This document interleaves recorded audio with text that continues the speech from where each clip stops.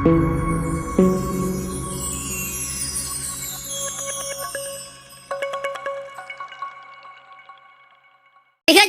பழம் வாழைப்பழம்.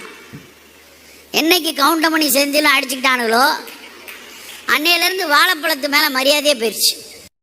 பத்தி ஸ்டாண்டா மட்டும்தான் பயன்படுத்துகிறான். வீட்டில் சாமிக்கு முன்னாடி பத்தியை சொருகி வைக்கிறதுக்கு மட்டும்தான் அது. யார் வீட்டுக்காவது போகும்போது ஒரு 10 வாழைப்பழம் வாங்கிட்டு போங்களேன்.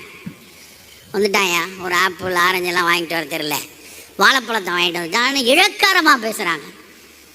ஆனால் தமிழ்நாட்டில் களியக்காவலையிலேருந்து இந்த பக்கம் தருமபுரி வரைக்கும் எத்தனை விதமான வாழைப்பழம் இருக்குது தெரியுமா? களியக்காவலையில் செவ்வாழைப்பழம் இருக்குது. நின்று கொண்டே பேசி கொண்டிருப்பவர்களுக்கு வரக்கூடிய குதிகால் வாதம், அந்த கால்கேனியஸ் பர் அப்படிம்பாங்க, பிளான்டார் ஃபேசைட்டிஸ்னு, அதுக்கு செவ்வாழை போதும். மெலிந்து இருக்கக்கூடியவர்கள் சற்று உடல் உறுதியாக வரணும் அப்படின்னா நேந்திரன் வாழையும் நாகர்கோயிலில் கிடைக்கிற மட்டிப்பழமும் போதும். உடலில் மலச்சிக்கல் இருக்கிறது, பௌத்திரம் வருகிறது, மூல நோய் வருதுன்னா நாட்டுப்பழம்னு திருநெல்வேலி களக்காடு மதுரை பகுதியில் நாரோடு இருக்கக்கூடிய பழம் இருக்கும். தொலியை உரிச்சோம்னா பழம் வந்துருச்சான்னு தெரியாது, அவ்வளோ நார் ஒட்டி இருக்கும். அந்த வாழைப்பழம் போதும். திருச்சியில் இருக்கக்கூடிய பச்சை நிறத்தில் இருக்கக்கூடிய மோரிஸ் வாழைப்பழம் பெண்களுக்கு வரக்கூடிய வெள்ளைப்படுதல் நோய்க்கு நல்லது.